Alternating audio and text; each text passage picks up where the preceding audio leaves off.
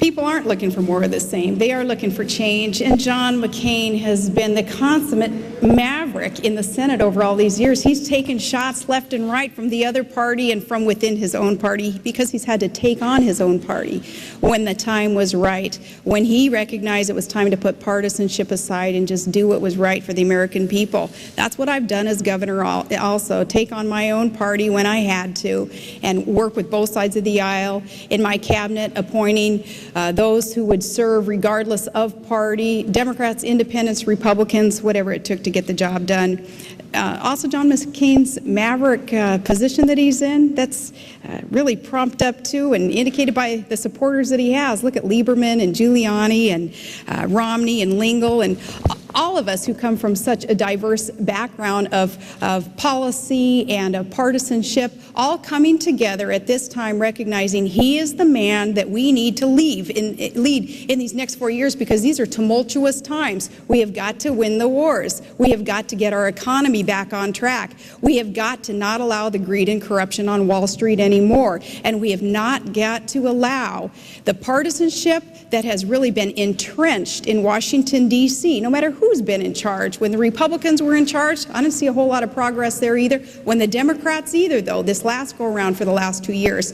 Change is coming, and John McCain is the leader of that reform. I'll be very brief. Can I respond to that? Look, Please. The maverick, let's talk about the maverick John McCain is. And again, I love him. He's been a maverick on some issues, but he has been no maverick on the things that matter to people's lives. He voted 4 out of 5 times for George Bush's budget, which put us $500 billion in debt this year and over $3 trillion in debt since he's got there. He has not been a maverick in providing health care for people. He voted against including another 3.6 million children in coverage that of the existing health care plan when he voted in the United States Senate. He's not been a maverick when it comes to education. He has not supported tax cuts and significant changes for people being able to send their kids to college. He's not been a maverick on the war. He's not been a maverick on virtually anything that generally affects the things that people really talk about around their kitchen table.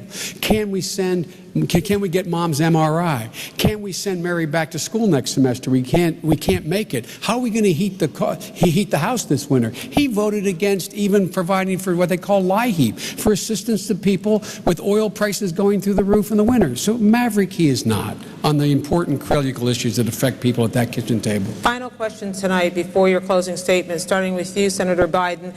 Can you think of a single issue, and this is to cast light for people who are just trying to get to know you in your final debate, your only debate of this year. Can you think of a single issue, policy issue, in which you were forced to change a long-held view in order to accommodate changed circumstances? Yeah, I can. When I got to the United States Senate and went on the Judiciary Committee as a young lawyer, I was of the view and have been trained to the view that the only thing that mattered was whether or not a nominee appointed, suggested by the president, had a judicial temperament, had not committed a crime of moral turpitude, and had been a good student. And it didn't take me long. It was hard to change, but it didn't take me long. But it took about 5 years for me to realize that the ideology of that judge makes a big difference. That's why I led the fight against Judge Bork. Had he been in the court, I suspect there'd be a lot of changes that I don't like and the American people wouldn't like, including everything from Roe v. Wade to issues relating to civil rights and civil liberties. And so that was one of the intellectual changes that took place in my career as I got a close look at it. And that's why I was the first chairman of the Judiciary Committee to forthrightly state that it matters what your judicial philosophy is. The American people have a right to understand it and to know it. But I did change on that, and I'm glad I did. Governor.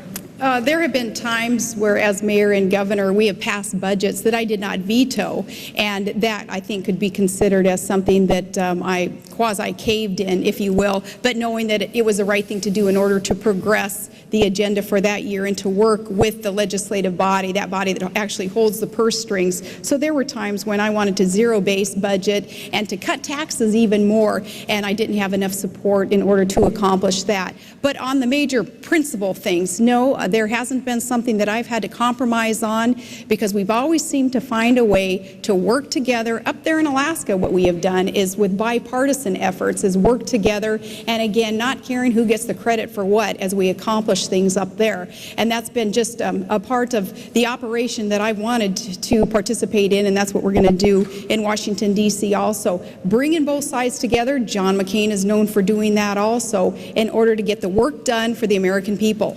Let's come full circle. You both want to bring both sides together. You both talk about bipartisanship.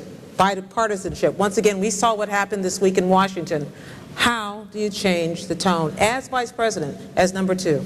Well, again, I believe John McCain were he here, this is a dangerous thing to say in the middle of an election, but he would acknowledge what I'm about to say. I have been able to work across the aisle on some of the most controversial issues and change my party's mind as well as Republicans, because I learned a lesson from Mike Mansfield. Mike Mansfield, the former leader of the Senate, said to me one day, I made a criticism of Jesse Helms. He said, "What would you do if I told you Jesse Helms and Dot Helms had adopted a child who had braces and was in real need?" I said, "I'd feel like a jerk." He said, "Joe, understand one thing. Everyone's sent here for a reason, because there's something in them their folks like. Don't question their motive." I have never, since that moment in my first year, questioned the motive of another member of the Congress or Senate with whom I've disagreed. I've questioned their judgment. I think that's why I have the respect I have and been able to work as well as I've been able to have work in the United States Senate. That's the fundamental change Barack Obama and I will bring to this party, not questioning other people's motives. Governor. You do what I did as governor, and you appoint people regardless of party affiliation, Democrats, independents, Republicans. You walk the walk. You don't just talk the talk.